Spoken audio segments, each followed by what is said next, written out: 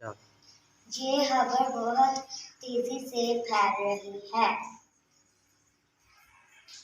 अस्सलाम वालेकुम नाज़रीन, मेरा नाम अली हैदर है। आपका शुक्रगुजार हूँ कि आपने वीडियो देखने के लिए वक्त निकाला।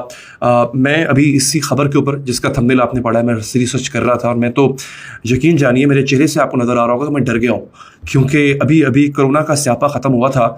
एक ऐसा स्यापा आया है कि जो मतलब उससे भी ज़्यादा ख़तरनाक है, और जो एक ऐसी चीज़ में पाया जाता है कि जो हमारी रोज़ाना की बार बार की हर दफ़ा की ज़रूरत है, पानी। मतलब पानी के अंदर एक ऐसा जरासीम पाया जाता है कि जो खुदा न खास्ता हमारे अंदर चला जाए तो 15 दिनों के अंदर मौत वाक़ई हो जाती है। और इसका जो फर्टिलिटी रेट बताया जा रहा है, यानी इसमें रिकवर होने के चांसेस जो हैं वो सिर्फ 3% है और मौत के चांसेस 97% है। मेरे पास पूरी रिसर्च है, मैं बड़ी देर से इसके ऊपर रिसर्च कर रहा था वीडियो बनाने से पहले, क्योंकि हमें इसका मुझे पता तो था कि ये है क्या, पहले मालूम था, सुन रखा था, ये दुनिया के दीगर ममालिक में है, पाकिस्तान में नहीं था।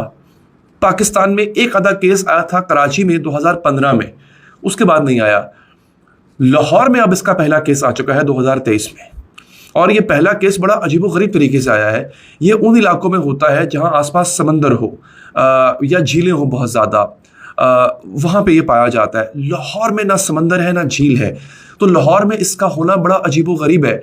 लेकिन फिर मैंने इसको पढ़ा तो मैंने इस पे ये तहकीक जब की तो पता चला कि ये अपने आप को इतना मजबूत कर चुका हुआ है। ये कीड़ा, ये वायरस नहीं है, ये कीड़ा है बाय द वे, एक ऐसा लिविंग ऑर्गेनिज्म है जो अपने आप को इतना मजबूत कर चुका है कि इसको ना किसी होस्ट बॉडी की ज़रूरत है, ना झील की ज़रूरत है, और ना ही इसको समंदर की ज़रूरत है, बल्कि ये डस्ट जो होती है, गर्द जो होती है, ये उसमें भी ज़िंदा रह लेता है और उसके ज़रिए भी इंसान के जिस्म में जा सकता है।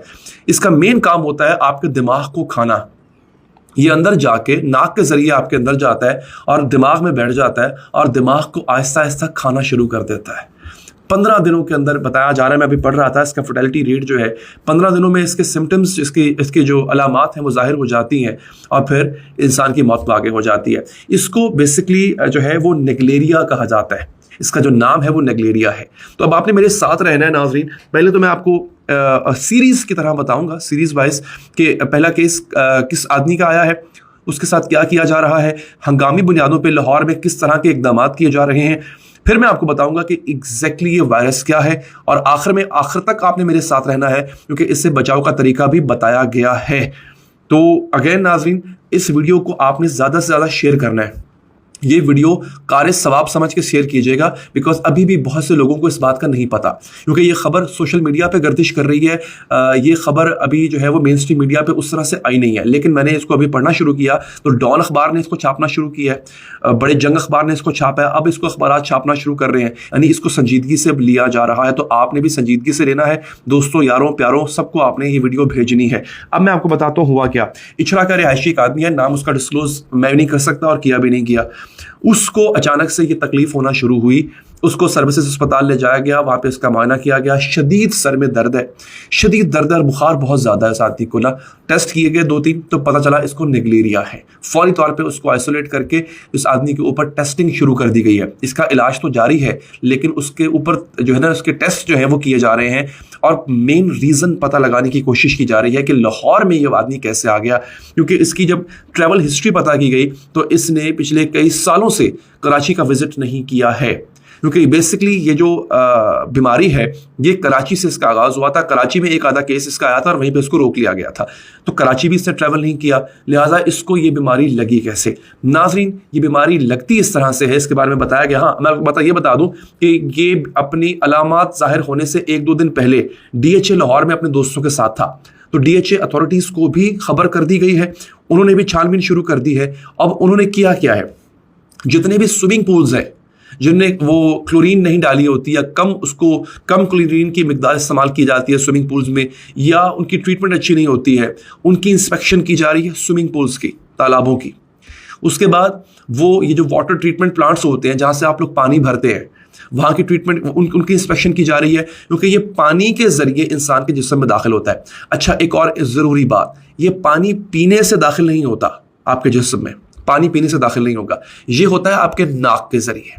अच्छा, अब मैं यहाँ पे रिसर्च कर रहा था तो गोरों ने जो रिसर्च की हुई है वो तो कहते हैं कि ऐसे पूल में मत जाएं کہ جس کو اچھی طرح سے مینٹین نہیں کیا جاتا، جس میں کلورین کی مقدار ایک ایسا کیمیکل ہوتا ہے جو سوئمنگ پول میں تالاب میں ڈالا جاتا ہے، یہ پانی کو صاف رکھنے کے لیے ہوتا ہے. تو بیسکلی اس میں کلورین کی مقدار اگر کم ڈالی گئی ہو اس سوئمنگ پول میں مت جائیں، ایسی ندی میں ایسے دریا میں مت نہائیں جہاں پہ آپ کو جو ہے آپ کو خدشہ ہو کہ یہ پانی گدلا ہے، صاف نہیں ہے، کنٹامینیٹڈ ہے. اب ہم مسلمانوں کا ایک پرابلم ہے، ہم اگر سوئمنگ نہ بھی کر رہے ہوں تب بھی پانی کا استعمال ہم اپنے ناک کے ذریعے کرتے ہیں، وہ ہے وضو کر کے. مسلمانوں کو اور خاص طور پہ پاکستان میں تو جس طرح سے صفائی کے حالات ہیں ان کو یہ بہت جلدی افیکٹ کرتا ہے. عام آدمی پھر بھی سوئمنگ کرتے ہوئے لوگ اکثر ناک پہ وہ لگا لیتے ہیں، کلپ سا لگا لیتے ہیں، یا کوشش کرتے ہیں سانس روک کے رکھیں یا ناک سے سانس ہی مت لیں تاکہ پانی اندر نہ جائے، ایسا ہوتا ہے.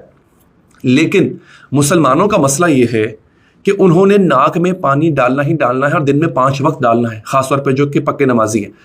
تو نیگلیریا کا پانی کے ذریعے آپ کے جسم کے اندر جانا، اس کے امکانات بہت بڑھ جاتے ہیں. اچھا ایک اور بات یاد رکھنی ہے آپ نے، میں نے چونکہ آپ کو کہا تھا کہ میں بتاؤں گا ساتھ ساتھ کہ کس وجہ سے پھیلتا ہے. یہ ہوتا ہے وارم کنٹریز میں، گرم ممالک میں، اور یہ گرم پانی میں ہوتا ہے.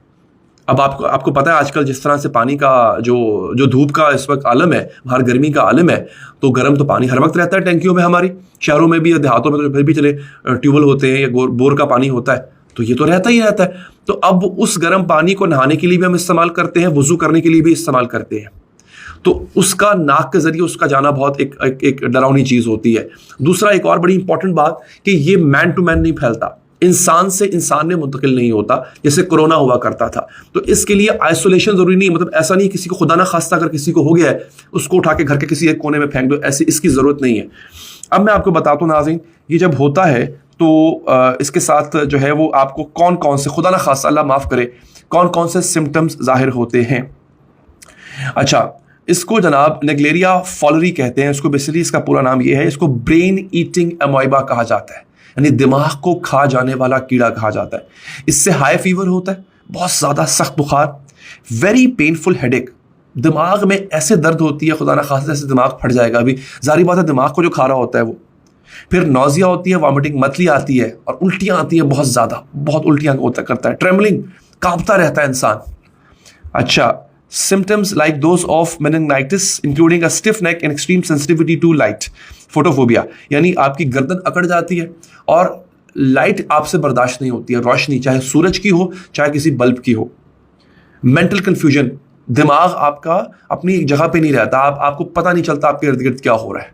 اور آخر میں کوما، آپ کوما میں بھی جا سکتے ہیں. اور بتایا جا رہا ہے یہ آدمی جو لاہور کا لڑکا جو ہے، اس کی جو ابھی حال ہی میں اس پہ جو سمٹمز ظاہر ہوئے ہیں اس کے بعد فی الحال یہ بے ہوش ہے اور کہا جا رہا ہے یہ کوما میں ہوگا اب، یعنی آخری سٹیج جو ہے وہ اس کی پہنچ چکی ہوئی ہے.